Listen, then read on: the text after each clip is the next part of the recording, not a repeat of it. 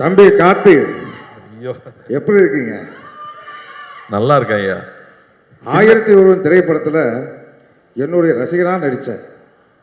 பொன்னியின் செல்வன் திரைப்படத்தில் நான் ரொம்ப ஆசைப்பட்ட வந்தியத்தேவன் கதாபாத்திரத்தில் பல வருஷம் கழித்து அது உங்களுக்காக அமைஞ்சது.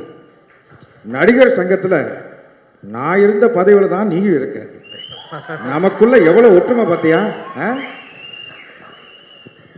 உண்மையா சொல்லணும்னா உங்க ஆசீர்வாதம் எப்பவுமே எனக்கு வேணும். நான் பல நாள் பல சோதனைகள் இருக்கும்போது உங்களை நினைக்காம போனதே இல்லை. அந்த ஷார்ட் டைரக்டர் ஆக்ஷன்னு சொல்றதுக்கு முன்னாடி ஐயா நீங்க உள்ள இருந்து நடிச்சுக்கங்கன்னு சொல்லிட்டு தான் ஒவ்வொரு ஷாட்லையும் நடிச்சிருக்கேன். ஸோ மானசீகமாக அவரை நான் தலையிலிருந்து கும்பிட்டுக்கிட்டே இருந்திருக்கேங்கிறது தான் உண்மை. உங்களை வணங்கிட்டே தான் இருந்திருக்கேன். என்னோட ஆசீர்வாதம் உனக்கு எப்பயுமே இருக்கும். என்னுடைய அன்பு தம்பி சிவகுமார் என்னுடைய மிகப்பெரிய ரசிகர்னு உங்கள் எல்லாருக்கும் தெரியும். நீங்கள் என்ன மாதிரி நடிக்க போகிறீங்கன்னு அவர்கிட்ட சொன்னதுக்கப்புறம் அவருடைய முதல் ரியாக்ஷன் என்னவா இருந்தது?